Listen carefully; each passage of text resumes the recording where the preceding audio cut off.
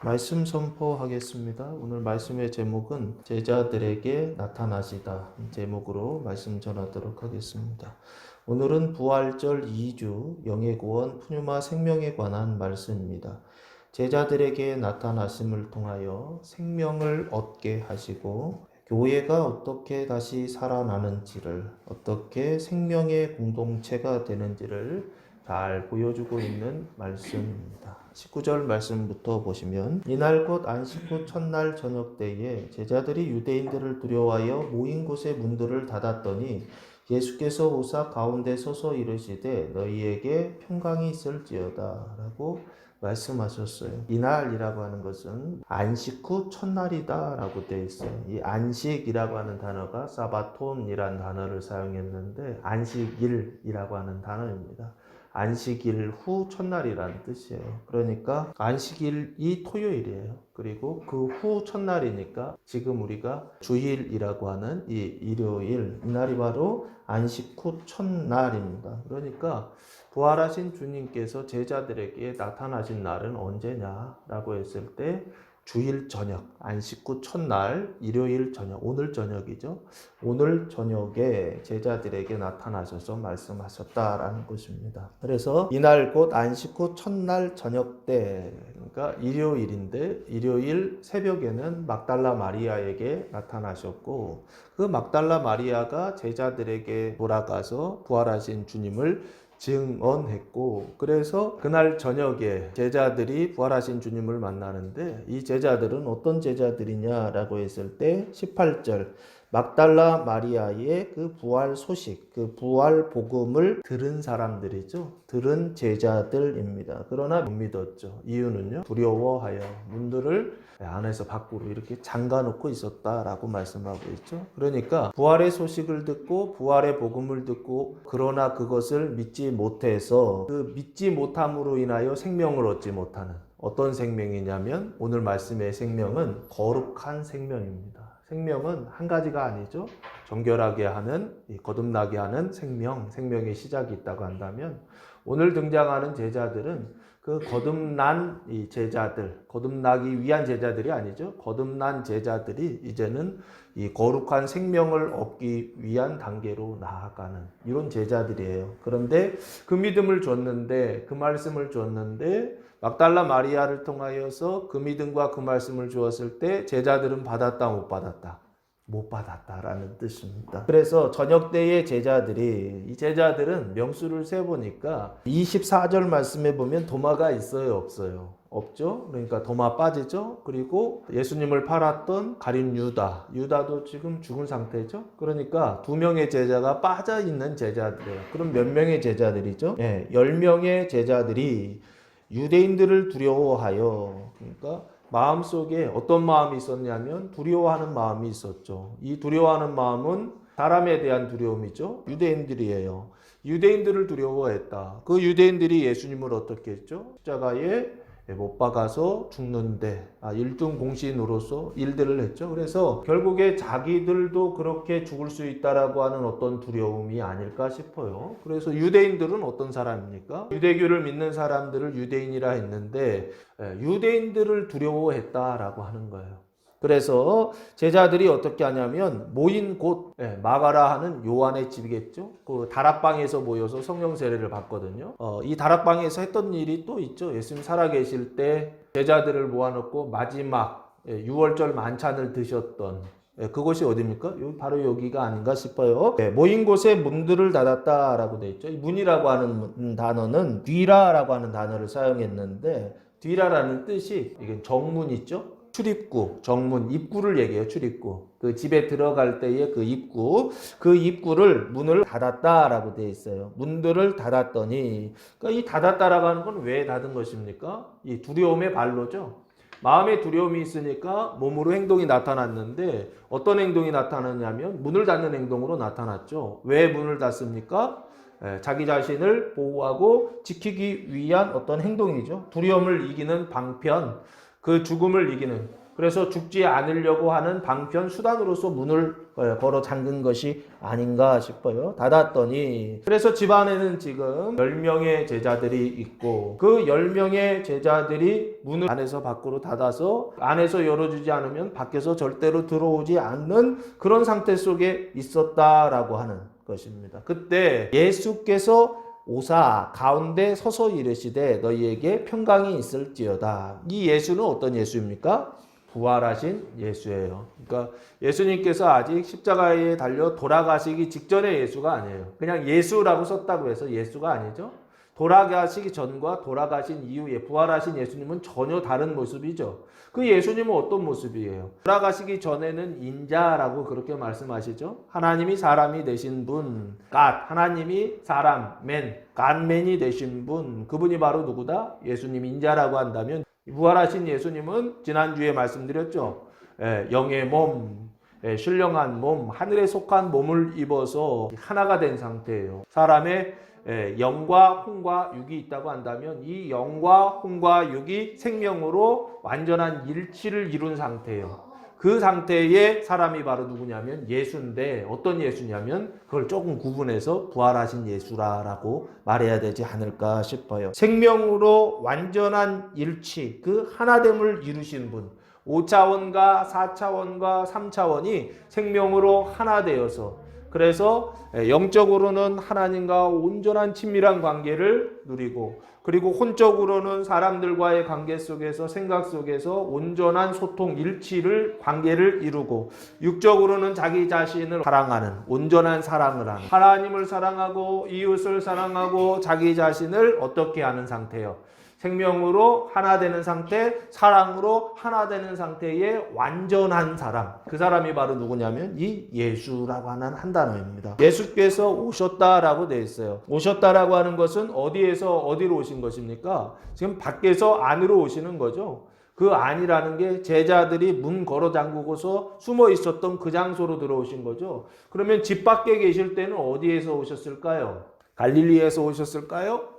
예루살렘에서 오셨을까요? 어디에서 오셨을까요? 예수님께서 막달라 마리아에게 지난주에 어디로 올라가신다고 말씀하셨죠? 아버지께 올라간다 그렇게 말씀하셨죠. 아버지 계신 곳은 어디입니까? 하늘이라 그랬죠. 그 하늘을 고린도후서에서 사도 바울은 뭐라고 말씀하고 있습니까? 셋째 하늘 낙원이라고 말씀하고 있죠. 그러니까 결국에 예수님께서 오사라고 하는 이 단어는 어디에서 어디로 오신 거란 말이에요. 그럼 어디에서 오신 거예요? 하늘에서 오신 거죠. 하늘에서 어디로요? 땅으로 오신 거죠. 세상으로 오신 거죠. 그 세상 중에서도 아주 구체적으로 제자들이 문 걸어 잠고 있었던 그 집 안으로 들어오신 것이죠. 집으로 들어오셔서 어디 사이드나 이런 모서리 이런 데로 가신 게 아니라 정 가운데, 그래서 거기에 앉아 계신 것도 아니고 서 계셨다 그래요. 보통 이제 집에서는 다 앉아 있잖아요. 근데 예수님께서 가운데 들어오셔서 그 가운데 서서 뭐라고 말씀하시냐면 너희에게 평강이 있을지어다 라고 말씀하세요. 이때 말씀하시는 주님의 말씀, 이때 말씀하시는 예수님의 말씀은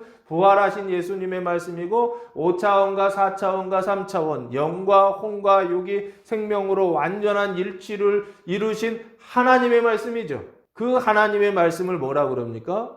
창조자라고 그럽니다. 창세기 1장에 하나님께서 천지를 창조하실 때 뭐를 통해서 창조하시죠? 수단이 뭐예요? 말씀을 통해서 아마르라고 하는 단어 히브리어를 사용했는데 하나님이 세상을 창조하실 때 말씀하여 이르시되 첫째 날, 둘째 날 하면서 하나님이 세상을 창조하실 때 말씀으로 창조하시는데 지금 그 창조자가 오셔서 세상을 창조하셨던 그분이 오셔서 말씀이셨던 하나님의 말씀이셨던 그분이 오셔서 제자들에게 말씀하신다고요. 그러니까 이 말씀은 창조자가 오셔서 하는 말씀이요. 그래서 이 말씀은 창조의 말씀이에요.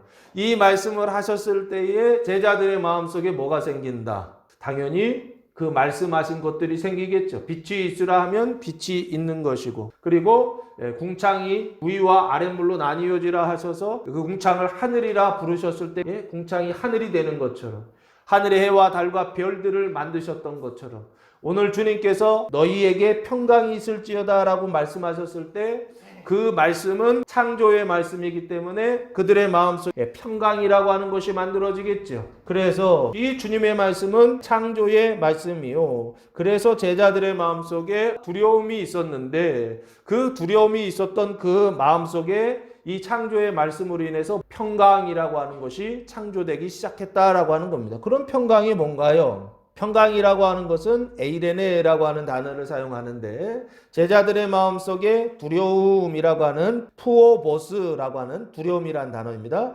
푸오보스가 두려움이 제자들의 마음속에 있었다고. 이게 사망이죠. 그런데 제자들의 마음속에 평강이 있으라 하셔서 평강이 시작됐죠. 여기 창조됐죠. 그래서 제자들의 마음이 에이레네 평강의 상태가 됐단 말이에요. 이 평강이 뭐냐고요?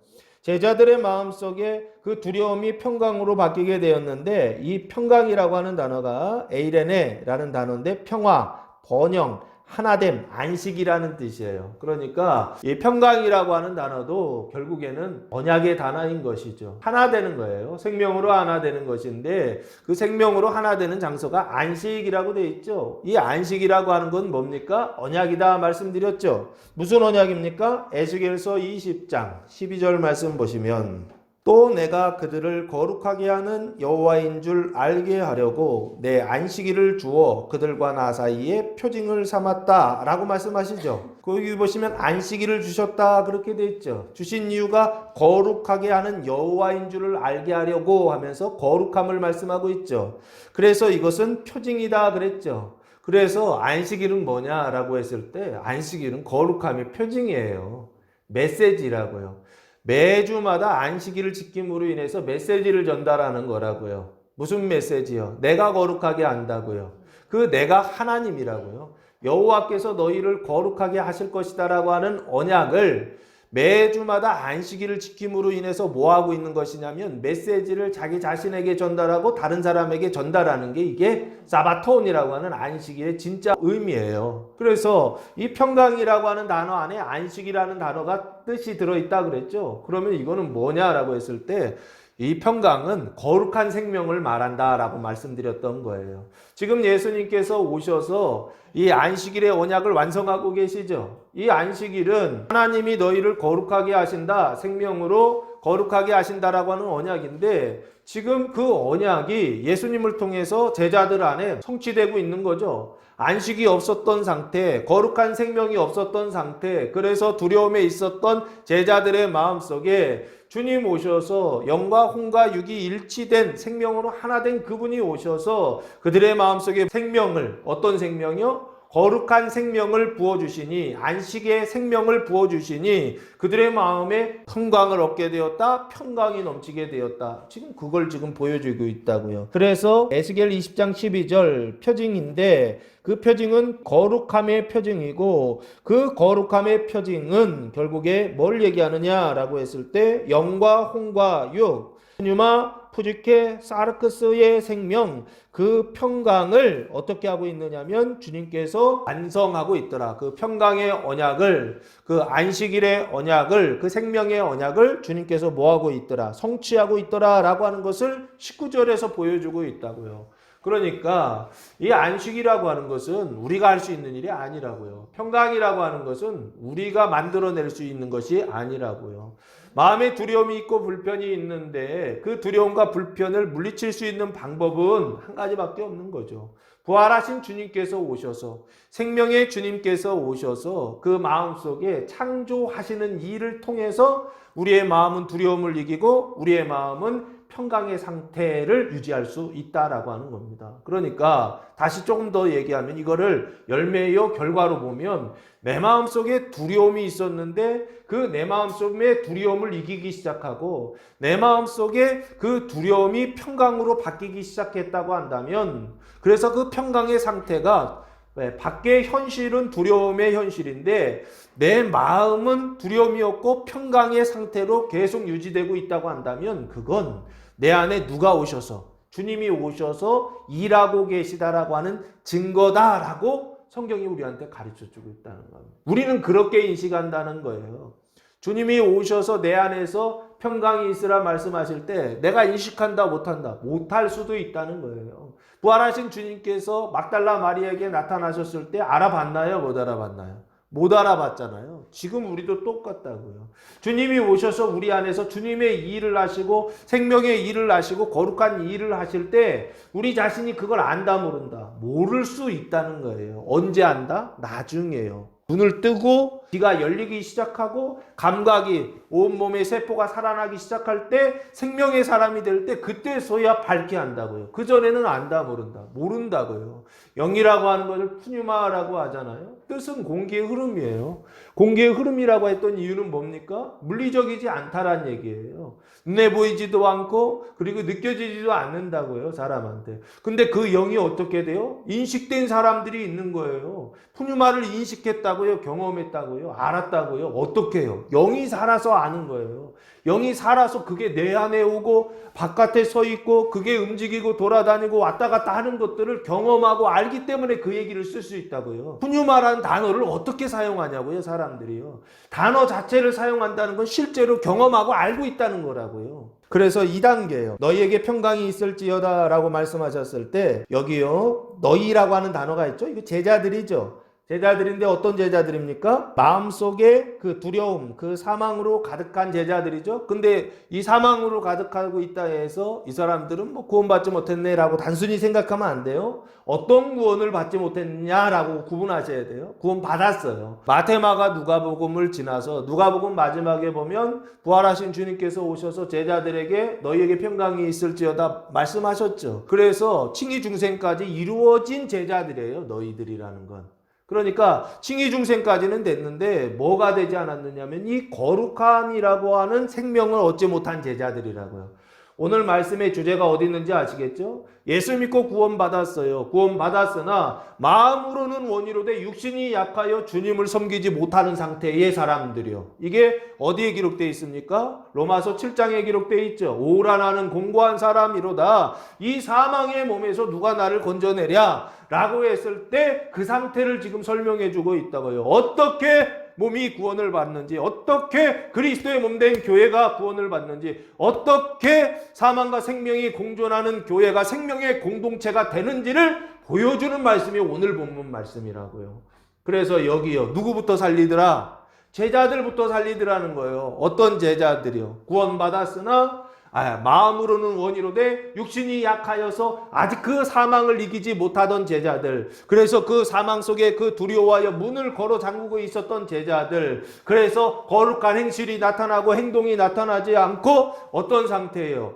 살았으나 죽은 것과 같은 믿음을 가진 제자들의 그 모습들 가운데, 현실 가운데 주님 찾아오셔서 어떻게 하시더라? 너희에게 평강이 있을지어다 말씀하시면서 새 창조를 이루시고, 과거에 말씀하셨던 이 평강의 언약, 안식의 언약을 한마디 말씀하심으로 어떻게 하시더라? 성취하시고 완성하시고 이루어 가시더라는 것입니다. 그래서 이 제자들은 마태, 마가를 지나 누가복음에 24장 36절 말씀에 한번 보시면 부활하신 주님께서 제자들에게 나타나셔서 말씀하시는데, 이 말을 할 때에 예수께서 친히 그들 가운데 서서 이르시되 너희에게 평강이 있을지어다 하시니, 이 평강이라는 단어는 마태복음에 있습니까? 없습니까? 부활하신 주님께서 제자들에게 나타나셔서 말씀하시는데 마태복음에는 없어요. 마가복음에도 없어요. 너희에게 평강이 있을지어다라고 하는 단어는 이 누가복음 24장 몇 절입니까? 36절, 여기서 처음 등장해요. 그래서 알았던 거예요. 이때부터 생명이 시작됐구나. 그리고 나서 요한복음에 또 다른 생명이 3번 더 나와요. 오늘은요, 그 생명이 다 다른 생명이에요. 그래서 그 생명을 다 설명을 드릴게요. 그러면 여기 생명은 거듭나는 생명을 얘기하는 게 아니라 이미 거듭난 사람들이 그들의 행실이 이제는 거룩해지고 하나님의 말씀대로 순종하며 살아가는, 자기 자신을 하나님께 산 제사로 거룩하게 어떻게 해요? 봉헌되고 축성되는 사람이 되는 그 단계를 지금 설명하고 있다고요. 그 제자들이에요. 그 너희에게. 그래서 이 너희는 이 중생의 상태죠. 거듭남의 상태, 생명이 시작되어서 이삭의 언약이 완성된 너희에게 그 다음 어디 단계로 넘어가라? 야곱의 언약으로 들어가서 그 야곱의 언약이 어떻게 되라? 성취되라 라고 하는 너희예요. 그 너희에게 평강이 있을지어다 라고 하는 것은 어떻게 해요? 야곱의 언약이 성취되었다는 거예요. 그래서 푸뉴마 사망이 푸뉴마 생명으로 그 영의 그 사망이 영의 생명으로 어떻게 하냐면 주님이 한 말씀으로 바꿔버리셨다고요. 그걸 뭐라 그럽니까? 변화라고 합니다. 가증한 행실이 거룩한 행실로 변화되는 건 나의 노력으로 된다 안 된다? 안 된다니까요. 내가 아무리 잔소리한다고 해서 남편이 변한다 안 변한다? 안 변한다고. 잔소리가 아니라 주님의 말씀을 전하더라고요. 부활의 증인이 되라고요. 내 안에 주님이 찾아오셔서 주님이 내 안에 생명을 부어주시고 내 안에 평강을 주셔서 내가 생명의 사람이 먼저 돼야 그때 비로소 다른 사람을 생명의 사람으로 바꿀 수 있다고요. 다른 사람의 그 가증함, 그 두려움을 없애기 위해서는 반드시 내가 생명의 사람이 돼야 된다고요. 내 안에 주님 찾아오셔서 평강이 있을지어다 말씀하시면서 내가 생명의 사람이 됐을 때 그때 비로소 다른 사람을 구원하는 일을 한다고. 이 얘기 말씀드리는 이유는 오늘 이 평강이 그것 때문에 주셨다는 거예요. 제자들에게 주신 이유는 너희만 그냥 평강 배부르고 말아라 이런 뜻이 아니라고요. 무엇을 위해서요? 그 다음 단계를 위해서 주님께서 그 일을 하고 있다는 것입니다. 20절 말씀에 보시면 그래서 이 평강은 제자들 자신을 위한 평강이다 그렇게 이해하시고 나서 그 뒤에 나오는 평강이 21절에 나오거든요. 그 평강은 다른 평강이에요. 20절 보시면 이 말씀을 하시고 손과 옆구리를 보이시니 말씀하시고 이번에는 보여주시죠. 두 가지 수단이죠. 제자들에게 믿음을 주시는데 말씀만 하시지 않죠. 말씀하시고 나서 보여주시더라는 거예요. 뭐를 보여주시냐면 두 가지. 손과 옆구리를 보여주셨다. 손은 뭡니까? 예수님의 손에 뭐가 있어요? 케이르라는 단어를 사용했는데 예수님의 손이에요. 손. 근데 일반 손하고는 좀 다르죠? 어떤 손입니까? 신령한 몸을 입었는데 그 영의 몸을 입었는데 완전한 몸을 입었는데 예수님의 손에 뭐가 그대로 남아있더라? 못자국이 남아있더라는 거예요. 이거 기억하셔야 돼요. 예수님이 네 하고 나타났는데 못자국 없으면 가짜예요. 그리고 나서 옆구리를 보여주셨다 그랬죠? 옆구리는 뭐가 있어요? 창자국이 있죠? 부활하신 주님의 모습을 지금 보여주고 있다고요. 그 완전하신 주님의 모습인데 그 완전하신 주님의 모습에 뭐가 남아있더라? 흔적이 남아있더라는 거예요. 어떤 흔적이요? 고난의 흔적이죠. 죽음의 흔적이 남아있더라는 거예요. 그 죽음의 흔적이 남아있지 않은 그리스도는 가짜예요. 죽음의 흔적이 남아있지 않은 메시아는 가짜예요. 죽음의 흔적이, 고난의 흔적이 남아있지 않은 보혜사는 가짜라고요. 명심하셔야 돼요. 그러니까 자꾸 미혹되는 것입니다. 뭔가 화려하고 뭔가 웅장하고 뭔가 사람들의 눈에 와 좋다라고 할 어떤 것들로 유혹하는 거예요. 그러면 이 사람은 뭔가 있나 보다 이렇게 생각한다고요. 그건 사기꾼의 모습이죠. 진짜 하나님의 모습은 손에 못자국이 있다고요. 옆구리에 창자국이 있다고요. 부끄러운 거 아닌가요? 세상 속에서. 이거 말하기도 부끄러운 일이잖아요. 근데 예수님은 당당하게 그 모습을 보여주시더라고요. 왜요? 이게 부활하신 주님의 모습이고 이게 하나님의 모습이다라는 거예요. 세상을 창조하신 하나님, 세상을 다스리시는 하나님, 전능하신 하나님의 모습이 뭐냐라고 했을 때 이게 하나님이다라는 거예요. 우리는 다른 하나님 가지고 있다니까요. 그러니까 어떻습니까? 주님의 손자국을 보여주시고 주님의 이 옆구리에 창자국을 보여주시면 이거 주님 아니네 하면서 도망간다니까요. 주님이 여러분의 현실 속에서 이 거룩한 생명으로 나타나실 때 손에 못자국과 옆구리에 창자국으로 그 고난으로 나타내 보여주실 때 이게 주님의 임재로 받아들일 수 있는 사람이 아무도 없다니까요. 단순히 극복해야 될 어떤 것이요. 물리쳐야 될 어떤 것이요. 조금 더 나쁘게만 사단아 마귀야 하면서 어떻게 합니까? 예수님의 이름으로 물리쳐야 되는 어떤 것이라고만 생각한다니까요. 그러니까 어떻게 하고 있습니까? 하나님의 이름으로 하나님을 대적하고 하나님을 쫓아내는 현실이요. 이게 잘못된 믿음, 잘못된 신앙의 현실, 이게 맹목주의거든요. 그래서 여기 두 가지 흔적이죠. 손과 옆구리인데 이 흔적을, 이 단어는 조금 중요해서 가르쳐 드릴게요. 갈라디아서 6장 17절 말씀해 보시면 아주 중요한 단어가 하나 나옵니다.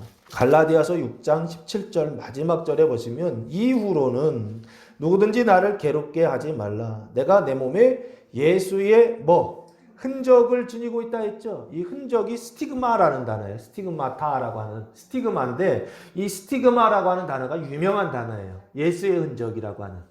바울의 흔적이죠. 여기는요. 바울이 자기 자신에게 예수의 흔적이 있다고 얘기하면서 자기 안에 흔적이 있다는 거예요. 그러면 손에 못자국과 옆구리에 창자국과 같은 고난의 흔적이죠.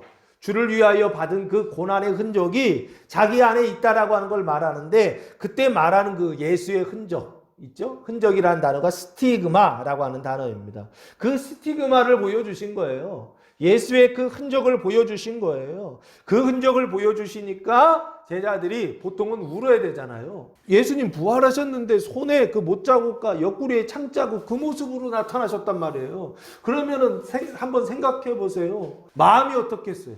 기쁘시겠어요? 아유, 고생 많이 했구나. 슬퍼하지 않겠어요? 주님 모습은요, 우리가 생각하는 것처럼 그런 모습이 지금 아니라고요.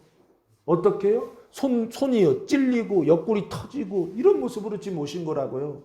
그때 제자들이 주를 보고 어떻게 했다고요? 기뻐했다고요. 기뻐하시기 바랍니다. 그 손에 못자국과 그 옆구리에 창자국이 보이거든 슬퍼하지 마시고, 기뻐하시기 바랍니다. 여러분의 현실 속에, 여러분의 삶 속에 못자국이 보이고 옆구리에 창자국이 나는 어떤 현실이 온다 하더라도 슬퍼하지 마세요. 그것이 여러분에게 기쁨이 되기를 바라겠습니다. 제자들이 지금 인식이 확 바뀌어버렸어요.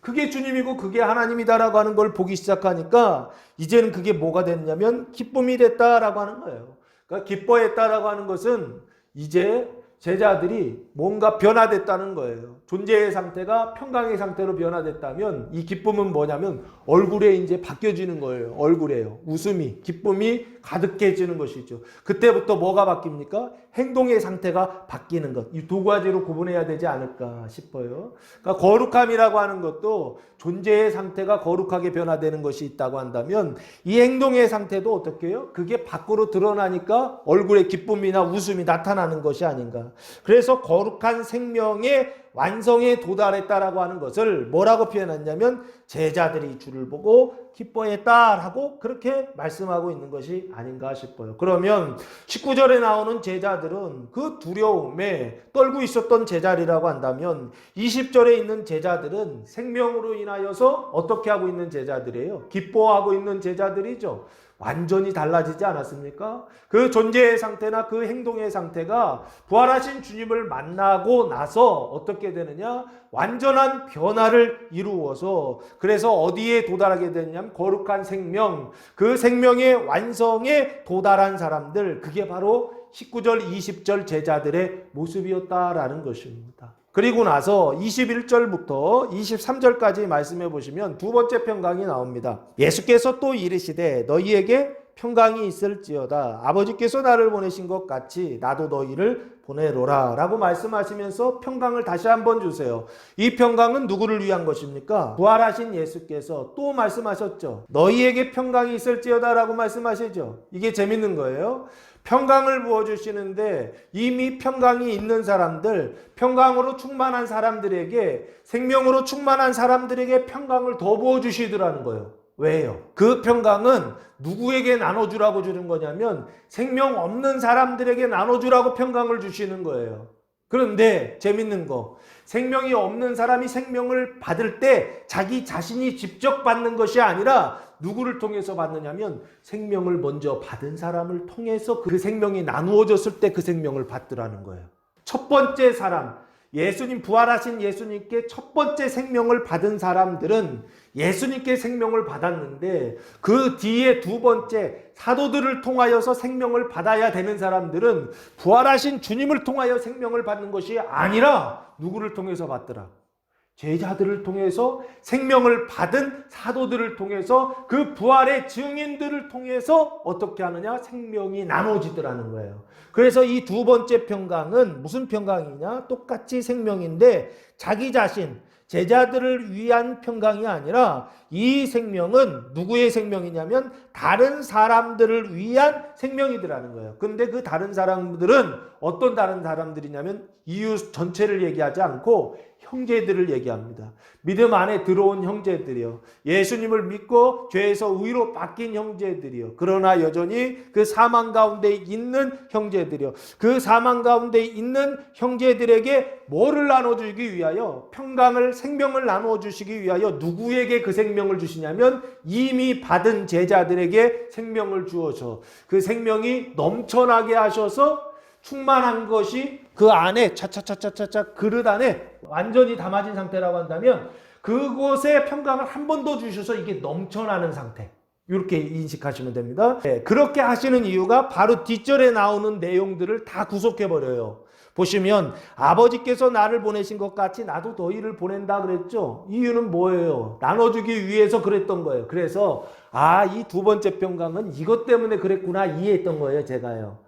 보내시려고 평강 주신 거예요. 그 보내시는 것은 너 자신을 위한 게 아니라 네가 가서 거기서 나눠줘야 되는 그 사람들을 위해서 주는 거예요. 그러면 앞에서 먼저 보시면 아버지는 가시죠. 하나님이시죠. 아버지 하나님이죠. 아버지께서 나 예수죠. 그 예수는 하나님이셨던 사람이죠. 그래서 간맨이라고 설명드렸죠. 아버지는 갓, 예수님은 간맨, 나를 보내셨다 그랬죠. 어디에서 어디로? 하늘에서 땅으로 보내셨죠. 5차원에서 3차원으로 보내셨죠. 보내신 것 같이 보내셨던 그곳에는 생명이 있었다 없었다? 없었죠. 어둠밖에 없었고 사망밖에 없었던 그 땅에 주님께서 보내셔서 그곳에 의와 생명을 하나님을 전달해 주신 분, 나누어 주신 분, 자기 자신을 향유 옥합에 담아서 그 향유 옥합을 깨뜨려서 세상 속에 생명의 향기를 뿌려주신 분, 그 냄새가 나게 하신 분, 그분이 바로 누구예요? 예수님이시죠. 처럼 아버지께서 나를 보내신 것처럼이죠. 같이 나도 너희를 보낸다는 거예요. 그러면 예수님은 간맨이 너희는 지금 어떤 상태입니까? 너희는 제자들인데 이 제자들은 어떤 제자들입니까? 생명을 받은 제자들이죠. 평강을 얻은 제자들이죠. 그래서 마음속에 그 행동 속에 기쁨이 있는 제자들이죠. 그 제자들을 뭐라고 그러냐면 디바인 휴먼이라고 그럽니다. 이 디바인이라는 게 은총을 받았다는 뜻이에요. 디바인, 은총을 받은. 은총이라는 게 선물이죠. 무슨 선물이요? 구원의 선물이죠. 그 구원의 내용이 뭐다? 생명이죠. 어떤 생명이요? 거룩한 생명. 그 거룩한 생명의 은총을 받은 사람들, 이 디바인 휴먼 너희를 보낸다. 어디에 보내는 거예요? 보내긴 보내는데 완전히 안 믿는 사람들한테 보내는 거 이것도 있겠죠. 근데 여기서 보내는 건 누구냐면 믿는 형제들에게 보낸다는 거예요. 믿는 자들에게 보낸다는 거예요. 믿지만 아직 이 부활의 믿음을 갖지 못하고 부활의 말씀을 갖지 못하고 그래서 부활의 생명을 가지지 못한 자들, 형제들에게 보낸다라고 하는 주님의 이 파송이죠. 왜 보내느냐라고 했을 때 그것을 생명을 나누기 위한 파송이다라고 합니다. 이게 어디에 기록되어 있느냐? 요한복음 17장에 기록되어 있더라고요. 요한복음 17장 보시면 예수님의 기도가 나옵니다. 그 예수님의 기도의 내용을 보시면 기도 중에 18절에 이 파송에 대한 말씀이 나와요.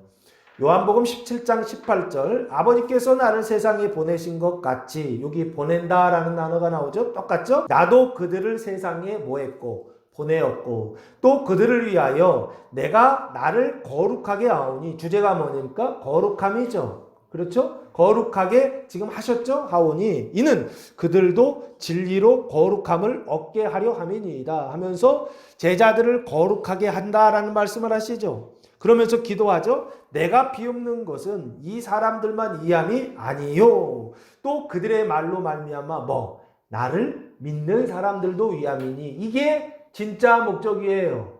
왜 목적입니까? 이미 사도들은 생명을 얻었단 말이에요. 그런데 지금 생명을 얻지 못한 사람들에게 생명을 얻으라고 기록된 말씀이 뭐예요? 요한복음이죠. 복음서를 기록한 건 사도들을 위해서 기록한 게 아니죠. 복음서를 기록한 건 제자들을 위해서 기록한 게 아니에요. 어떤 사람들이요? 2세대들이죠. 제자들을 통하여 믿는 사람들이요. 그래서 제자가 된 사람들이요. 이 사람들을 위해서 요한복음을 기록하고 하나님의 복음을 지금 전하고 있는 것입니다. 그래서 21절 아버지께서 내 안에 내가 아버지 안에 있는 것 같이 그들도 다 뭐가 돼요? 하나가 되어 생명으로 하나 된다고 했죠? 우리 안에 있게 하사 세상으로 아버지께서 나를 보내신 것을 믿게 하옵소서. 마지막에는 결국에 누구에게까지 보내시냐면 세상이요. 여전히 그 죄와 사망 속에 있는 열방이라고 하는 믿지 않는 불신의 그 세상까지 형제에게 보내고, 그리고 나서 누구한테 보내느냐면 세상에 보내어서 그들을 구원하는 그 일을 위하여 지금 누구에게 평강을 주시냐면 사도들에게, 제자들에게 평강을 주시더라라고 하는 것입니다. 그래서 평강이라고 하는 것은 두 가지 목적이 있다 그랬죠. 자기 자신보다는 형제를 위한 생명이요, 또한 이웃을 위한 생명이다라고 그렇게 보시면 좋을 것 같아요. 22절 말씀해 보시면 이 말씀을 하시고 그들을 향하사 숨을 내쉬며 이르시되, 그래서 그들에게 이 평강을 나누어야 되는데 사도들이 이 평강을 나눌 때 반드시 있어야 될 게 있어요. 평강을 나누기 위한 수단이 있다고요. 그게 바로 무엇이냐면 성령을 받으라라고 하는 성령입니다. 이 말씀을 하시고 그들을 향하여, 제자들이죠, 사도들이죠, 부활의 생명으로 충만한 그 거룩한 생명으로 충만한 그 사도들을 향하여 뭐를 내시며 숨을 내시다 그랬죠. 숨이라고 하는 단어가 엠프휘사오라는 단어를 사용했는데, 이 불다라는 단어, 그러니까 어떻게 하면 후 하고 불잖아요. 그것처럼 후 이렇게 내쉬면서 성령을 받으라라고 말씀하셨다는 거예요. 그랬더니 성령이라고 하는 단어가 성령을 받는 건데, 성령이란 단어가 하기오스 푸뉴마라는 단어를 사용했어요. 이 하기오스라고 하는, 이 하기오스는 거룩한, 신성된, 봉헌된, 축선된 이런 뜻이에요. 그러니까 여기도 성자, 성령할 때 이 성자도 거룩함과 관련돼 있죠. 그러니까 성령을 나눠줄 때는요, 거룩한 영으로 나눠주는 거예요. 그 성령, 생명, 거룩한 생명은 거룩한 영이라고 하는 성령을 통해서만 나눠진다고요. 그런데 거룩한 영인 성령이 없으면 그 거룩한 생명은 나눠진다, 안 나눠진다? 안 나눠져요. 그러니까 주님께서 이들에게 평강을 주시고 나서 뭐를 받으라고 말씀하시냐면 성령을 받으라고 말씀하세요. 그러면 성령을 미래에 받을 것이다 이렇게 얘기하시나요? 아니죠. 과거에 받았다라고 아니죠. 현재형이죠. 성령을 지금 받으라라고 말씀하시죠. 그러면 이 사람들은 성령을 받았다, 안 받았다? 네, 저는 받았다고 봅니다. 그러면 여기서 받는 성령과 사도행전 2장에서 받는 성령은 다르죠? 다르다고 봐야 돼요. 다르다라고 하는 건 틀리다라는 게 아닙니다. 구분해서 봐야 된다는 뜻입니다. 이 성령은 무엇을 위한 성령이냐라고 했을 때 평강을 나누기 위한 성령이고 생명을 나누기 위한 성령이에요. 이해되십니까? 그래서 그 성령을 받으라라고 말씀하셔서 성령을 받았을 때 어떻게 하느냐면 이 성령이라고 하는 성령을 받아라. 그래서 그 성령을 주시는 이유가 있을 거 아니에요. 그렇죠? 성령을 주시는데 그 성령을 주시는 이유가 뭐냐면 그 생명을 나누는 수단과 같아요. 제가 봤을 때는. 거룩한 생명을 나누는 수단인데 이게 어디에 언약되어 있느냐면 에스겔서 47장이요. 1절 말씀해 보시면 그림이 이렇게 그려져 있어요. 47장 보시면 하나님께서 37장에서 마른 뼈 환상 보여주시고 나서 그 뒤에 예루살렘 거룩한 성 보여주시고 그리고 성전 보여주시고 그리고 성전에서 뭐가 나오냐면 1절부터 보시면 47장 1절부터 5절까지 그가 나를 데리고 성전 문에 이르시니 성전의 앞면이 동쪽을 향하였는데 그 문지방 밑에서 뭐가 나와요? 물이 나와 동쪽으로 흐르다가 성전 오른쪽 제단 남쪽으로 흘러내리더라 하면서 물이 흘러가는 게 보이죠? 이게 바로 충만한 상태에서 그것이 밖으로 흘러가는 상태를 보여주고 있죠. 이게 바로 오늘 22절에 성령을 받으라는 이유예요. 이 언약을 이루시기 위하여서 주님께서 이 말씀을 하고 계시다고요. 그래서 그 물이 어떻게 되느냐면 2절 그가 또 나를 데리고 북문으로 나가서 바깥길로 꺾여 동쪽을 향한 바깥문에 이르시기로 본즉 물이 그 오른쪽에서 수며 나오죠. 그러니까 밑으로 들어갔다가 밖으로 올라오는 것 같아요. 그러면서 3절 그 사람이 손에 손을 잡고 줄을 잡고 동쪽으로 나아가며 천척을 측량한 후에 내게 그 물을 건너게 하시니 물이 어디까지? 발목까지 오르죠. 그 정도 지금 높이죠. 다시 천척을 측량하고 내게 물을 건너게 하시니 물이 어디? 무릎에 오르고 다시 천척을 측량하고 내게 물을 건너게 하시니 물이 어디? 허리에 오르고 다시 천력을 측량하시니 물이 내가 건너지 못할 뭐가 됐다? 강이 됐다라고 되어 있죠. 강이 된지라 그 물이 가득하여 헤엄칠 만한 물이요 사람이 등이 건너지 못할 강이더라 그렇게 되어 있죠. 그래서 그 강이 그 뒤에 보시면 8절 말씀해 보시면 그가 내게 이르시되 이 물이 동쪽으로 향하여 흘러 아라바로 내려가서 바다에 이르리니 이 흘러내리는 물로 그 바다의 물이 어떻게 되리라. 다시 살아나죠. 형제가 살아나고 그리고 열방이 살아나는 불신자들이 살아나는 그 언약의 말씀이 에스겔서 47장에 이렇게 그림이 그려져 있고 이 그림은 누구를 통하여서 성전된 생명으로 예루살렘 새 예루살렘 되고 새 성전 되고 새 예루살렘 돼서 그 안에 생명으로 어떤 상태 충만한 상태에서 성령을 받으니까 그 성령을 통해서 뭐가 흘러가기 시작하냐면 생명의 물이 흘러서 강이 되고 흘러서 강이 됐을 때 형제를 온전하게 교회가 완전하게 회복되고 흘러서 어디까지 흘러가더라? 바다에까지 흘러가다라고 하는 것을 뭐를 통해서요? 환상을 통해서 이 비전을 통해서 보여주셨죠. 계시를 통해서 보여주셨다고요. 그 계시를 통해서 보여주신 것이 언약이고 그 언약된 그 말씀을 예수님께서 지금 뭐하고 계시더라? 성취하고 계시더라라고 하는 것입니다.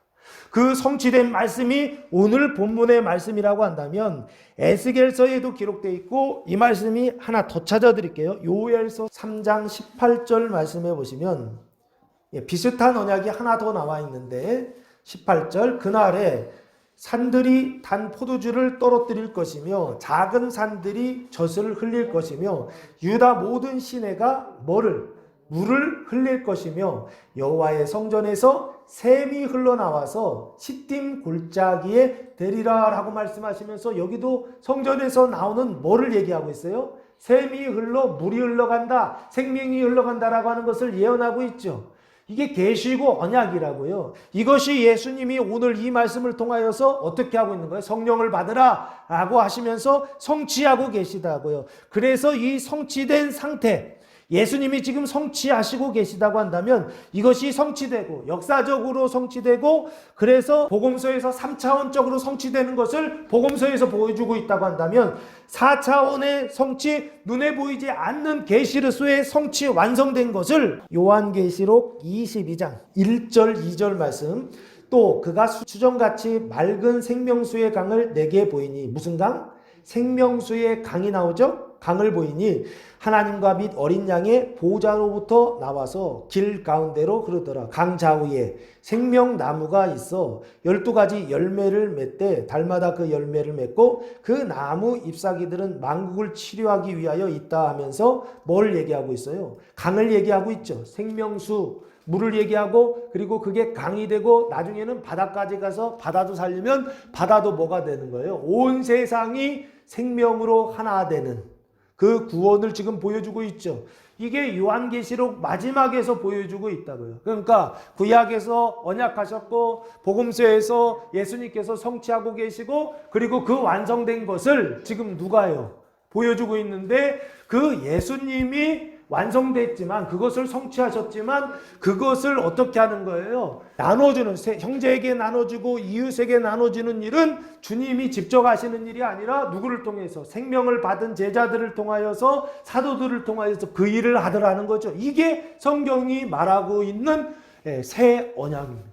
그래서 성령을 받으라. 성령은 거룩한 생명은 성령을 통해서만 나눠질 수가 있어요. 그래서 성령을 주시고 나서 23절 그 성령을 통해서 하는 일이 뭐냐면 구체적으로 보내셔서 하는 일이 이거예요. 23절 너희가 누구의 죄든지 사하면 사하여질 것이요 누구의 죄든지 그대로 되면 그대로 있으리라 하시니라. 이 말씀은 어찌 보면 맥락에서 전혀 안 맞는 것처럼 느껴져요. 근데 이 말씀은 정확하게 이유가 있어서 말하는 거예요. 이 너희는 누굽니까? 평강을 받고 그래서 기쁨으로 그래서 이제는 뭐까지요? 성령까지 받은 너희예요. 너희가 그때부터 뭐를 하냐면 누구의 죄든지 사하면 사하여질 것이다 그랬죠. 죄라고 하는 단어가 무슨 죄냐면 톨로스 하마르티아라고 하는 단어를 사용했는데 보통 이것을 관역에서 벗어났다는 뜻으로 죄라고 우리나라는 번역해놨어요. 근데 다른 뜻이 하나 더 있어요. 잘못이요. 죄하면 우리가 생각할 때 어떻게 할 수 없는 것이라고 자꾸 생각하거든요. 근데 잘못, 뭔가 잘못했다 하면 조금 차원이 달라져요. 인식이요. 이걸 죄라고 인식해도 되고 잘못이라고 인식해도 되는데 죄든지 사하면 사하질 것이다 할 때 이 누구는 누굽니까? 너희가 생명이 밖으로 막 성령까지 받아서 막 흘러가서 생명을 나누는 너희가 누구의 죄든지 사하면 누구의 잘못을 지금 사하는 거예요. 이걸 이제 죄사함의 권능이라고 하거든요. 사한다 그랬죠? 죄를 사한다. 그러면 사해진다. 그러면 죄사함의 권능이죠. 다른 사람의 잘못을 사하는 권능을 주신 거예요. 그런데 이 다른 사람이 누구냐고요. 너희가 다른 사람을 용서하는 건데 너희가 다른 사람의 잘못을 사해 주는 건데 그 다른 사람이 누구냐고요. 이게 로마서 14장 보시면요. 사도 바울이 아주 명확하게 말씀하고 있어요. 로마서 14장 이렇게 말씀하고 있어요. 1절 믿음이 연약한 자를 너희가 받되 그의 의견을 비판하지 말라. 누구 얘기합니까? 믿음이 연약한 자요. 그러니까 여기요.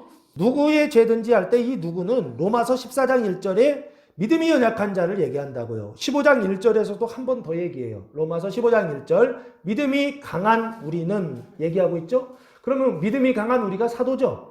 바울이죠. 여기 오늘 본문에서는 누구입니까? 10명의 사도들이죠. 그렇죠? 그 믿음이 강한 너희는 믿음이 강한 누구의 죄든지 사하는 거죠. 그래서 15장 1절 다시 믿음이 강한 우리는 마땅히 믿음이 약한 자의 약점을 담당하고 자기를 기쁘게 하지 아니할 것이다 라고 돼 있죠. 이게 생명을 나누는 거예요. 이게 잘못을 용서해 주는 거예요. 그래서 다시 본문으로 들어오면 너희가 누구의 죄든지 사하면 사해질 거다라고 했을 때 이 누구는 누구를 얘기하느냐? 믿음이 연약한 자. 연약하다라고 하는 것은 어리다라는 거죠. 어리다라는 것은 생명이 시작됐다 안 됐다? 시작됐다라고 하는 거죠. 그런데 생명이 시작됐는데 생명의 공동체, 교회죠. 그 교회 속에서 덕을 세우고 교회 생활 잘 해야 되는데 좌충우돌하는 성도들이 있습니까? 없습니까? 있죠. 이 좌충우돌하는 연약한 성도들이요. 하지 말아야 될 행동을 하고 하지 말아야 될 말들을 세상에서 하던 것들을 교회에 와서 비슷하게 또 아닌 것처럼 하는 성도들이 있죠. 교회 안에 이런 성도들이 있다고요. 믿음이 강한 성도들, 교회 안에 덕을 세우는 성도들, 생명으로 다른 사람을 섬기는 주님과 같이 손에 못자국 나며 옆구리에 창자국 상처를 받으면서도 사랑으로 생명으로 감싸주고 교회를 그렇게 세워가는 강한 사람들이 있는 반면에 이게 제자들의 모습이에요. 지금 이들에게 평강을 주신 이유는 뭐냐면 연약한 자들에게 어떻게 하라? 성령으로 생명을 나누어줘라 라고 지금 그 평강을 주시더라는 거예요. 그래서 이 형제들은 믿음이 연약한 자들인데 믿음이 연약하긴 하는데 안 믿는 형제들이 아니라 생명이 시작한 형제들이요. 생명이 시작돼서 교회 안에 생명의 공동체 안에 들어왔는데 그런데 뭐하지 못하는 그 생명의 말씀, 그 섬김의 말씀, 그 말씀을 부활의 말씀을 받아들이지 못해서 여전히 어떤 상태예요? 사망 속에서 행동하는 마음은 생명의 말씀을 받는데 행동은 사망의 행동이 나타나는 이 사람들의 그 잘못을 씻어주고 용서하고 그 발을 씻어주는 그 역할을 누구만이 할 수 있느냐 했을 때 믿음이 연약한 형제 스스로 할 수 있는 것이 아니라 누구를 통해서요? 이 제자들을 통하여 두 번의 평강을 얻은 이 사도들을 통하여서만 무엇을 할 수 있더라? 그 발을 씻어줄 수 있더라는 것입니다. 그들의 죄를 씻어주고 그들의 잘못을 씻어주고 그들의 사망을 씻어주고 그들의 가증한 행실들을 씻어줄 수 있더라라고 하는 것입니다. 그런데 이런 것이죠. 강한 자는 없고 다 약한 자야 교회가. 그러면 그 교회는 어떻게 되겠습니까? 이게 뭐라 콩가루 집안이라고 그러나요? 교회가 그렇게 되는 거예요. 어느 날 갑자기 세속화되고 어느 날 갑자기 어떻게 되는 겁니까? 교회가 생명의 공동체가 아니라 사망의 공동체가 될 수가 있겠죠. 중요한 건 무엇입니까? 교회는 생명이 있느냐 없느냐의 원리예요.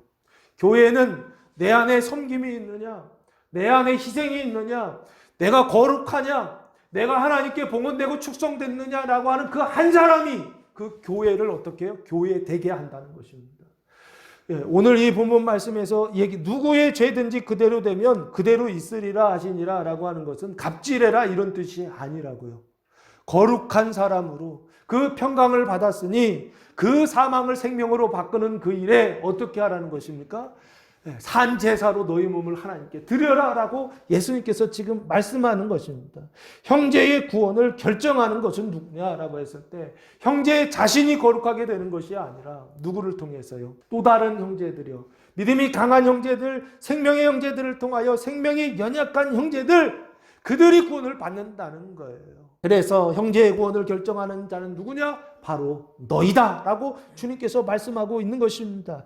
부활 신앙을 가진 자들, 부활 생명, 거룩한 생명을 가진 자들, 이 사람들만이 성령으로 그 생명을 나눌 수 있다는 거예요. 이것을 보통 뭐라고 합니까? 결혼하고 나서 뭐가 시작되죠? 출산이요. 생명의 출산이 가능하기 시작하지 않습니까? 예, 출산이 가능하고 출산한 이후에는 어떻게 해요? 집안에서 아이들을 양육하죠. 이 양육요, 이 생명의 양육, 이 거룩한 가정이 시작되더라라고 하는 것입니다. 그래서 교회는 어떻게 되느냐? 이 사람들을 통해서 건강하게 되고, 그래서 교회는 생명으로 하나 되고, 그래서 생명의 공동체가 세워지더라라고 하는 것입니다. 자, 좀 더 구체적으로 23절 지나고 나서 그럼 대표적으로 이런 믿음이 연약한 자가 누가 있느냐라고 했을 때 한 명이 빠져 있었죠. 한 명은 죽고 한 명은 지금 빠져 있고 10명의 제자들만 있다고 했죠. 그 한 명이 누굽니까? 도마. 이 도마가 오늘 본문에서는 제가 봤을 때 믿음이 연약한 자다라고 봐야 돼요. 왜 그렇습니까?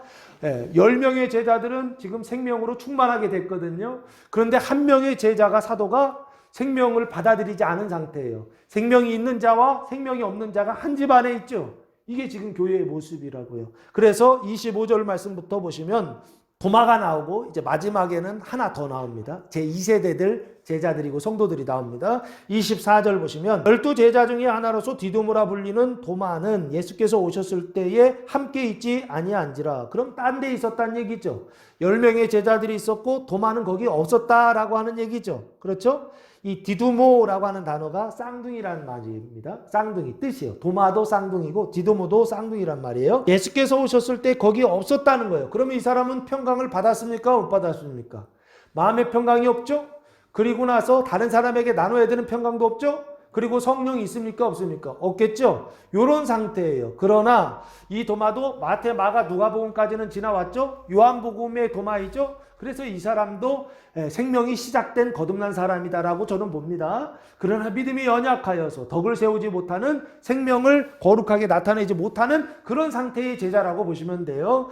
그 제자가 25절 보시면 다른 제자들이 그에게 이르되, 도마한테 말합니다. 10명의 제자들이 도마에게 이르되, 생명을 충만히 받은 제자들, 나눌 수 있는 제자들이 도마에게 이르되, 이른다라고 하는 것은 그 생명을 지금 나누는 거죠. 성령을 통해서. 그러니까 이런 거예요. 나누는 수단은 성령인데 눈에 보이는 수단은 이르되, 말씀이라고 하는, 복음이라고 하는 수단을 통해 나가는데, 우리가 누구를 보았다? 주를 보았다라고 뭐 하고 있는 겁니까? 증언하고 있는 거죠. 그렇죠? 그 주는 누구예요? 예수님이죠. 그런데 이 사람들한테 예수는 부활하신 예수죠. 그런데 도마한테 예수는 누구예요? 돌아가신 예수죠.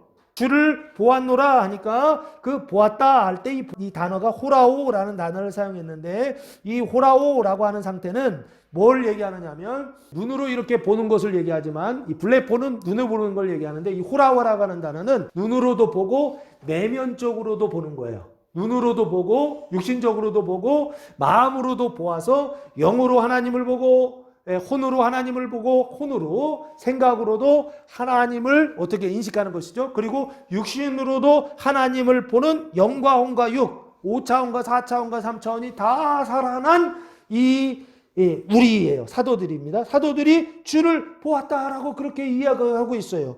그때 도마가 이거 이해할까요? 못 이해할까요?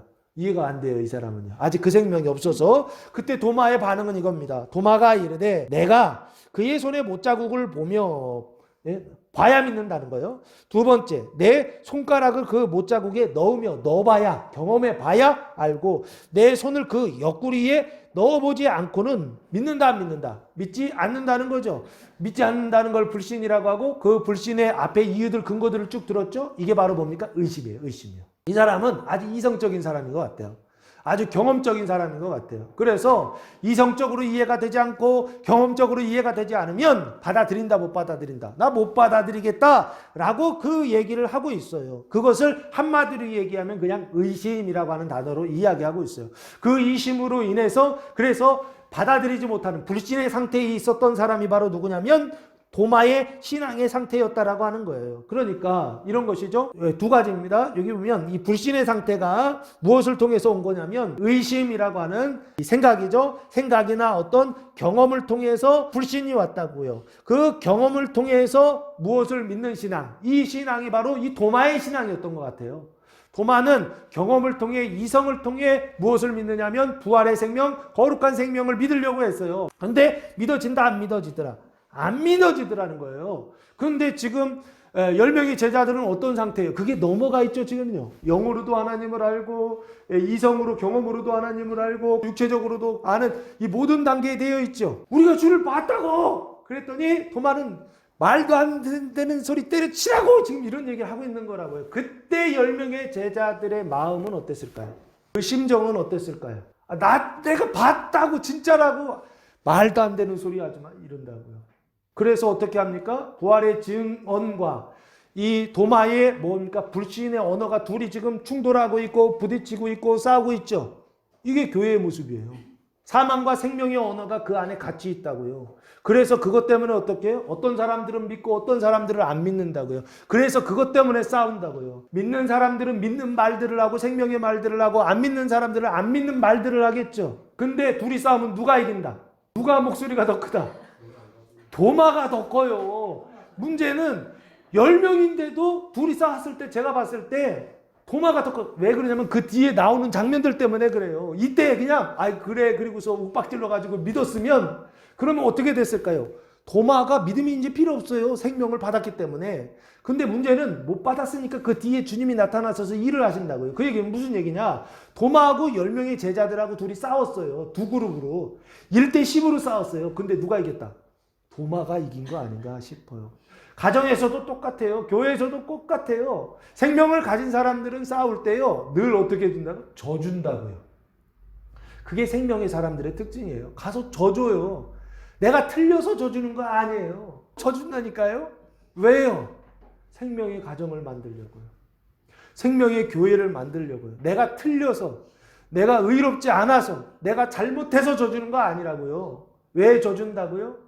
생명을 나누기 위해서요. 자, 그래서 아마 이 제자들, 10명의 제자들 마음에 상처가 있지 않았을까 싶어요.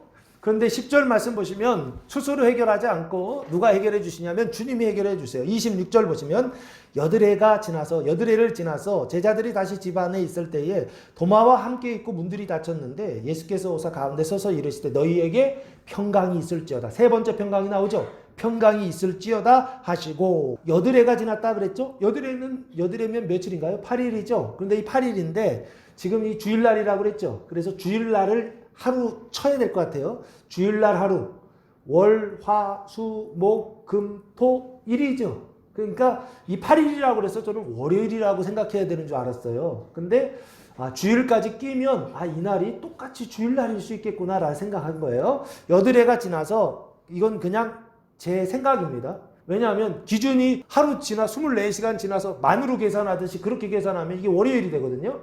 근데 주일날도 하루 친다고 한다면 이날도 주일이겠구나 라고 그렇게 보셔도 될 것 같아요. 그래서 여드레를 지나서 제자들이 믿음이 강한 자들이죠. 다시 집 안에 있을 때에 이 사람들은 문 닫을 필요 있어요? 없어요? 이 사람들은 문 닫을 필요가 없어요. 없는데 도마도 어떻게 해요? 함께 있죠. 그러니까 어떻게 해요? 문들이 닫혔죠. 그러면 이 문들이 닫힌 것은 누구를 위해 닫은 거냐면 도마를 위해 닫은 거예요. 그렇죠? 이해되십니까? 제자들은 마음에 두려움이 없어요. 그런데 누구의 마음속에? 도마의 마음속에 두려움이 있다고요. 그러니까 그 공동체가 어떻게 하더라고요? 문을 닫더라는 거예요. 그 문을 닫아서 아무도 들어올 수 없었는데 문을 닫았다는 것은 도마가 이겼다는 뜻이에요. 제가 봤을 때는. 문을 닫았는데 예수께서 오셔서 가운데 서서 이르시되 너희에게 평강이 있을지어다 라고 말씀하시죠. 예수께서 오셨다라고 하는 것은 공간의 제약을 받는다 안 받는다? 안 받는다는 거죠. 제가 보기엔 시간의 제약도 받지 않아요. 5차원에 계세요. 시간과 공간의 제약을 받지 않는 그런 예수님께서 자유로우신 분이시죠. 어디 안에? 그 집 안에 들어오셨었죠. 지금 집 안에는 그럼 지금 몇 명이 있어요? 11명의 제자 있죠. 누구까지? 도마까지. 그래서 다른 점은 도마가 하나 더 들어있다는 거죠. 10명의 제자와 1명, 도마까지 해서 11명의 제자가 있었는데 그 제자들의 상태는 둘로 나눠지죠. 믿음이 이제는 강한 자와 이제는 믿음이 약한 도마 한 사람. 이렇게 해서 11명의 제자들이 그 안에 있을 때 주님이 그 안에 들어오셨죠. 주님은 완전하신 자죠. 그 완전하신 자가 그 안에 들어오셔서 뭐라고 말씀하시냐면 너희에게 평강이 있을지어다 라고 말씀하시죠. 그러면 이 평강은 믿음이 강한 제자들을 위한 평강일까요? 믿음이 약한 도마를 위한 평강일까요? 부활의 믿음이 있는 제자들을 위한 평강일까요? 부활의 믿음이 없는 도마를 위한 평강일까요? 답이 없어요. 그냥 이건 유추예요. 생각이에요. 이 평강은 주님이 오셔서 어떻게 하신 거냐면 집안에 있는 사람들에게 평강을 나누어 주시는데 이미 제자들은 평강이 있어요. 그렇죠? 그래서 이 평강은 보통은 제자들에게 주셔서 그 제자들을 통하여 다른 형제들에게 평강을 나누는데 여기에서는 주님이 도마에게 직접 주셨다. 그래서 사도예요. 도마에게 직접 주셨다라고 봐야 되지 않을까. 여기만 달라요. 여기만. 그렇게 봐야 되지 않을까 싶어요. 그래서 믿음이 강한 자가 믿음이 약한 자 같이 있는데 주님이 일부러 그 안에 찾아오셔서 믿음이 약한 자에게 평강을 이렇게 주시는 장면이 26절 말씀입니다. 27절 말씀해 보시면 도마에게 이르시되 그래서 이제 이 도마는 평강이 있는 도마 없는 도마? 있는 도마죠. 그래서 마음속에 두려움이 있다 없다? 없는 도마죠. 그 마음속에 거룩한 생명이 있다 없다? 있죠. 거룩한 생명이 있는 도마에게 말씀하세요. 말씀하시기만 내 손가락을 이리 내밀어 내 손을 보고 내 손을 내밀어 너의 손이죠. 너의 손을 내밀어 내 옆구리에 넣어 보라. 그리하여 뭐 없는 자가 믿음 없는 자가 되지 말고 믿는 자가 되라라고 말씀하시죠. 그러면 이 평강을 갖기 전에는 믿음이 있는 자였어요? 없는 자였어요? 없는 자였죠? 근데 이 믿음은 어떤 믿음이다? 한 가지 믿음이 아니죠.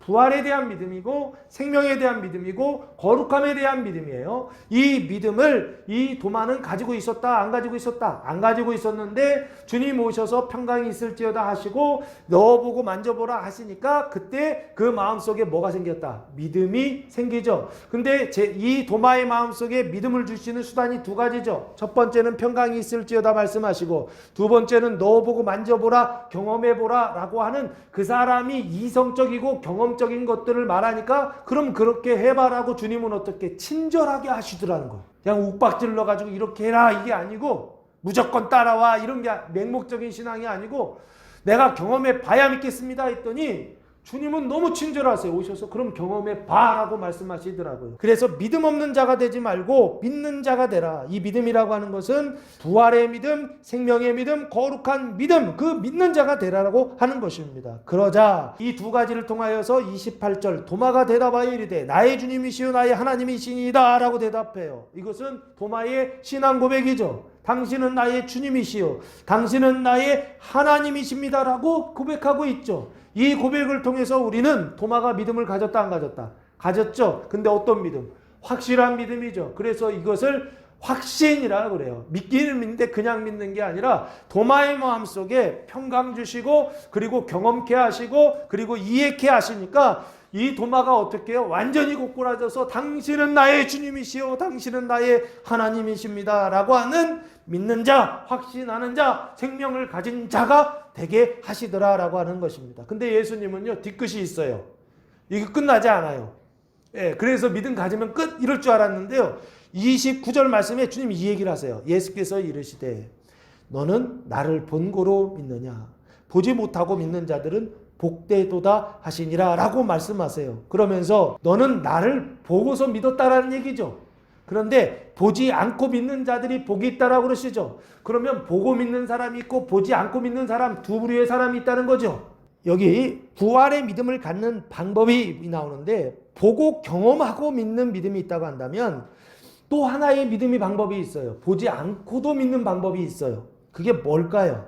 그게 바로 말씀을 통해 증언을 통해 믿는 믿음이 아닐까. 근데 둘 중에 어떤 게 더 복이 있다?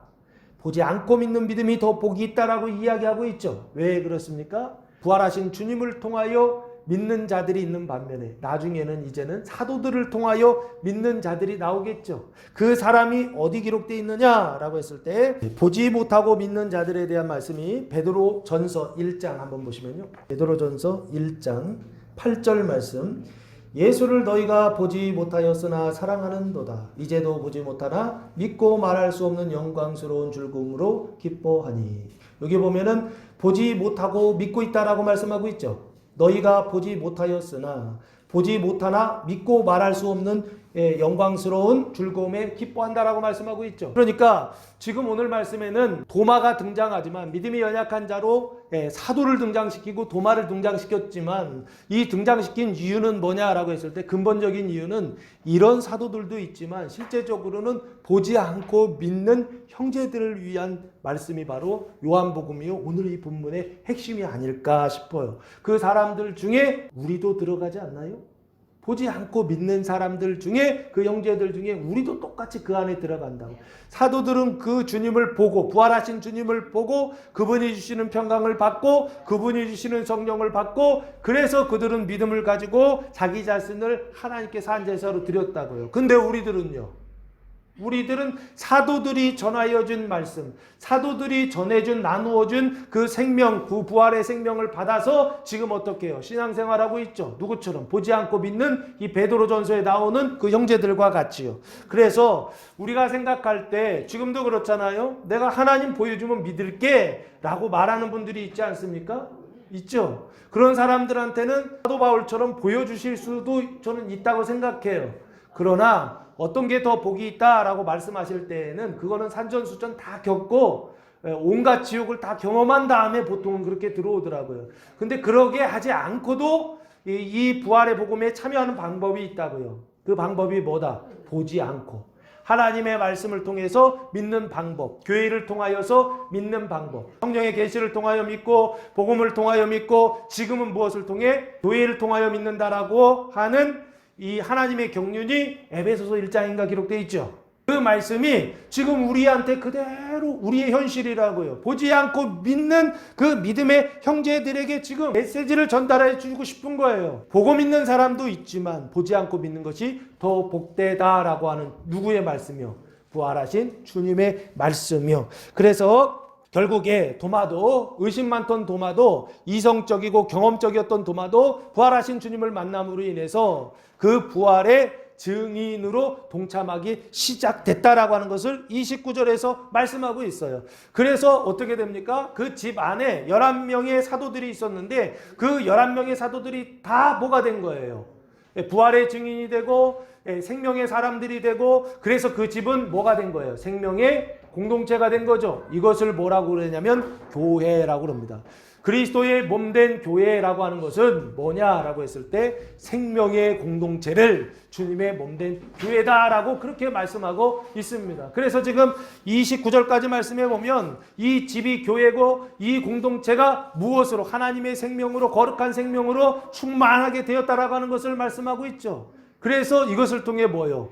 교회의 완성된 모습을 보여주고 있다고요. 믿음이 강한 자가 믿음이 약한 자의 죄를 용서하여 그 사람들의 사망을 씻어주고 잘못을 씻어주고 죄를 사해주고 그 발을 씻어주어서 교회는 생명의 공동체로 세워지게 된다라고 하는 것입니다. 형제들의 잘못을 씻어주는 건 스스로 하는 것이 아니에요. 할 수도 없고요. 누가 씻어주는 것이냐? 믿음이 강한 성도들이 씻어주는 것입니다. 먼저 된 사람들이 생명으로 먼저 디바인 휴먼이 된 사람들이 은총의 사람들이 된 사람들이 그 생명을 나누어서 씻는 것. 그것이 바로 사망을 씻는 것입니다. 30절 말씀해 보시면 세 번째 예수께서 제자들 앞에서 이 책에 기록되지 아니한 다른 표적도 많이 행하셨으나 오직 31절 이것을 기록함은 너희로 하나님께서 하나님의 아들 그리스도이심을 믿게 하려 함이요 또 너희로 믿고 그 이름을 힘입어 생명을 얻게 하려 함이라 라고 하면서 그 목적을 기록하고 있죠. 근데 중요한 거 31절에 너희라는 단어예요. 오직 이것을 기록함은 너희로 할 때 이 너희는 누구인가요? 사도들인가요? 도마인가요? 예수님의 제자들인가요? 아니죠. 여기서 이 너희는 누구인가요? 그 사도들을 통하여서 부활하신 주님을 보지 않고서도 그 부활하신 주님의 그 증언을 믿고 그 생명 가운데 동참하고 있는 너희죠. 그러니까 1세대들 사도들을 얘기하는 게 2세대들 사도들을 통하여 구원받은 사람들이요. 그 형제들의 너희로 이라는 뜻이라고요. 그러면 30절 31절은 대상이 완전히 달라지죠. 첫 번째는 10명의 사도들, 두 번째는 도마, 세 번째는 그들을 통하여 구원받은 너희에게 형제들에게 지금 말씀하고 있다고요. 그렇게 보시면 30절 예수께서 제자들 앞에서 이 책에 기록된 이 책이라고 하는 것은 요한복음이죠. 요한복음 이 책이죠. 요한복음 이 책에 기록되지 아니한 다른 표적들도 있다 없다. 많이 행하셨다. 그러니까 여기에는 선택적으로 여기다 기록해 놨다는 거죠. 그 선택적으로 기록해 놓으신 것은 왜 기록해 놓으신 것이다. 어떤 분명한 이유와 목적을 가지고서 이렇게 기록했다는 거죠. 그게 31절이에요. 다른 표적이라고 하는 건 뭡니까? 세메온이라고 하는 단어를 사용했는데 세메이온이라는 단어를 사용했는데 이 지시, 표시, 이적, 기적이라고 하는 단어입니다. 세메이온이라고 하는 것은 마치 이거예요. 손가락을 이렇게 보시면 이 손가락이 세메이온이에요. 이렇게 딱 이렇게 지시하잖아요. 표시하잖아요. 그러면 얘 자체가 목적입니까? 아니죠. 이것을 통해서 저기를 어떻게 하라는 거예요? 보라는 거예요. 저기로 가라는 거예요. 이게 세메이온이라고요. 그러니까 이 세메이온은 뭐냐면 눈에 보이는 표적이요. 3차원적 표적을 통해서 눈에 보이지 않는 뭐요? 4차원적 메시지, 하나님의 말씀을 전달하는 수단이 바로 표적이라고요.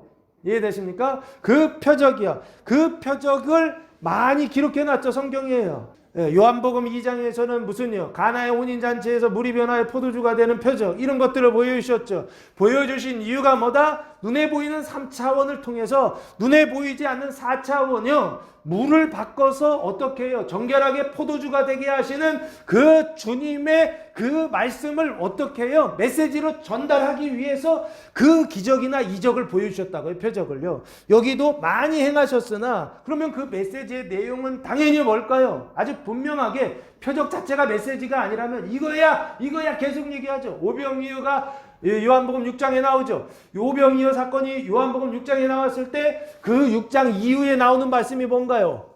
생명의 떡에 대한 말씀 나오지 않나요? 오병이어는 표적이었던 거예요.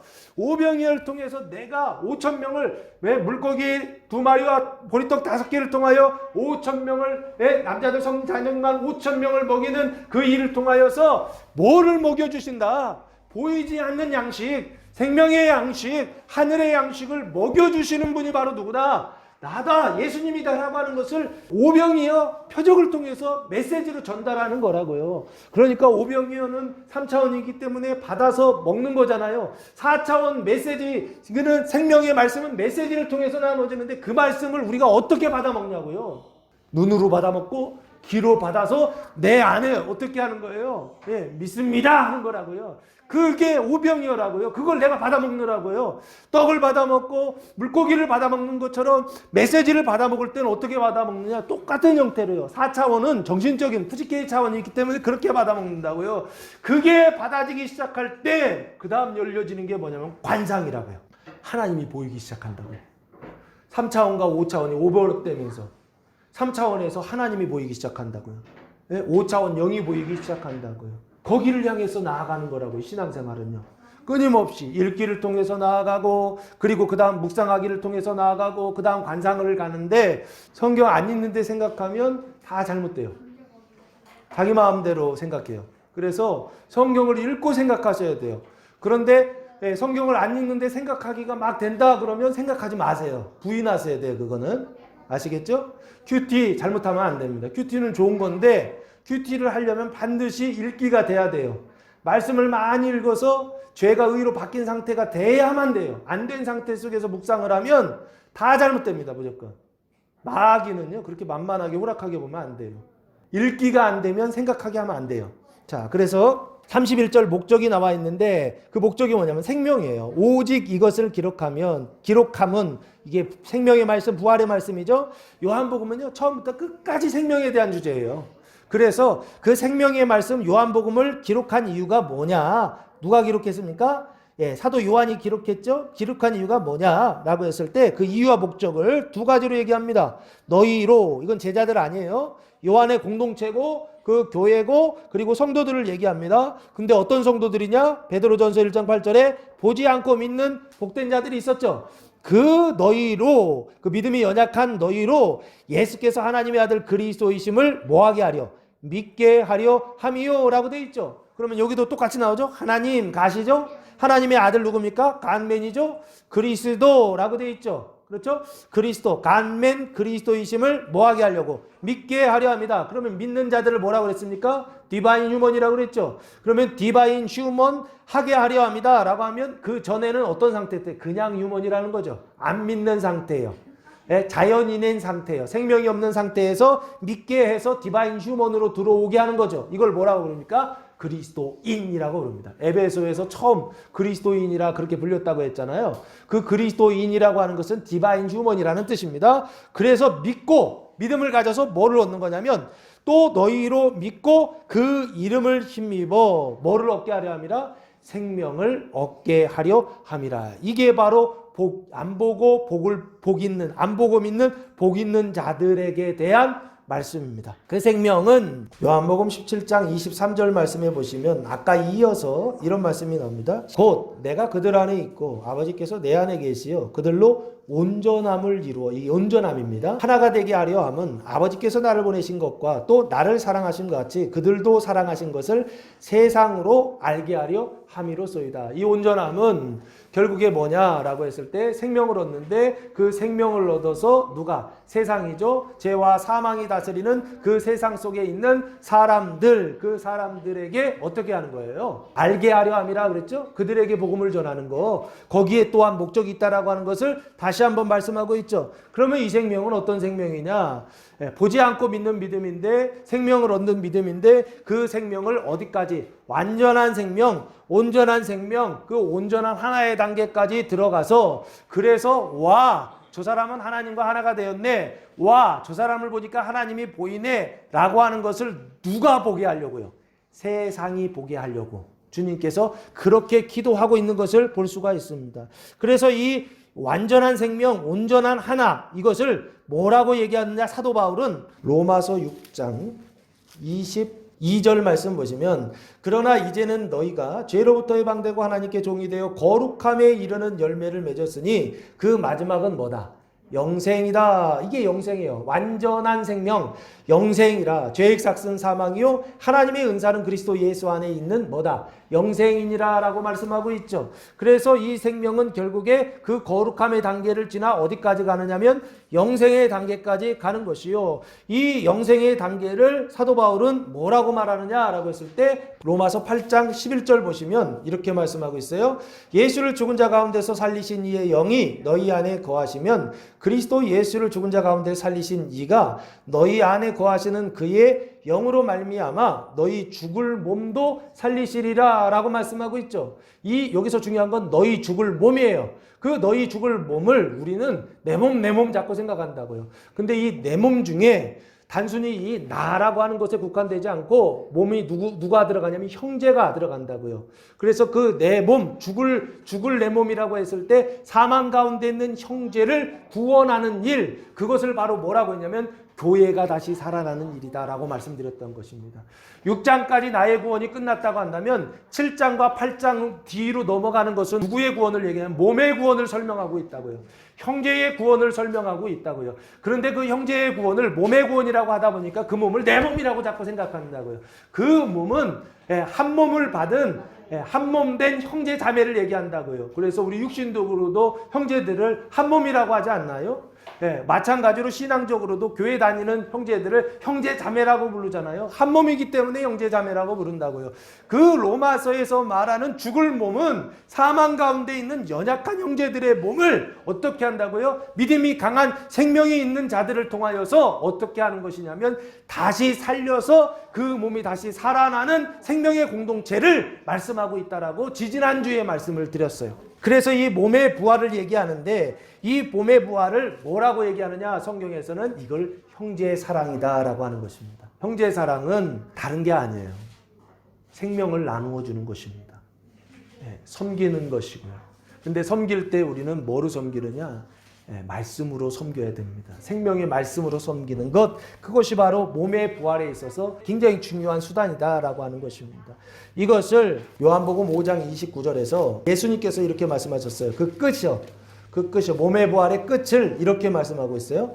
5장 29절. 선한 일을 행한 자는 생명의 부활로, 악한 일을 행한 자는 심판의 부활로 나오리라 하면서 부활을 둘로 설명하고 있죠. 하나는 생명의 부활, 또 하나는 심판의 부활. 그러니까 둘 다 부활하는 거죠. 선한 일을 행한 사람도 부활하고 악한 일을 행한 사람도 부활하죠. 이 선한 일은 당연히 생명의 말씀을 전하는 일이에요. 악한 일을 행하는 것은요, 그 말씀을 전하지 않는 일이에요. 그래서 어떻게 해요? 믿음이 연약한 자들이 생명으로 다시 살아나지 않는 것이요. 제자들의 발이요, 믿음이 연약한 형제들의 발을 씻어주지 않는 것도 결국에는 뭐냐? 악한 일이에요. 악한 일이요. 그래서 무엇의 부활로 일어났냐면 심판의 부활로 일어난다라고 주님께서 가르쳐 주셨던 거예요. 기억하셔야 돼요. 저는 분명히 얘기했습니다. 기도하겠습니다. 사망 권세를 이기시고 부활하신 예수 그리스도의 나타남을 통하여 하나님 우리 안에 믿음을 허락하시고 생명의 믿음, 거룩한 믿음을 허락하여 주시옵시고 영생의 산 소망을 갖게 하셔서 죽었던 교회가 살아나고 믿음이 연약한 제자들의 발을 씻어 주어서 생명의 공동체가 세워지는 그 일에 쓰임받는 교회와 성도들이 되게 하여 주시옵소서. 거룩한 생명에 이르는 성도들이 날마다 더하여지는 교회가 되게 하여 주시옵시고 심판의 부활이 아니라 생명의 부활로 일어나는 성도들 되게 하옵소서. 이제는 우리 주 예수 그리스도의 은혜와 하나님 아버지의 무한하신 사랑하심과 성령의 교통하심이 사랑하는 성도들 머리에와 가정에와 교회 위에 이제로부터 영원토록 함께 하시기를 간절히 축원하옵나이다. 아멘.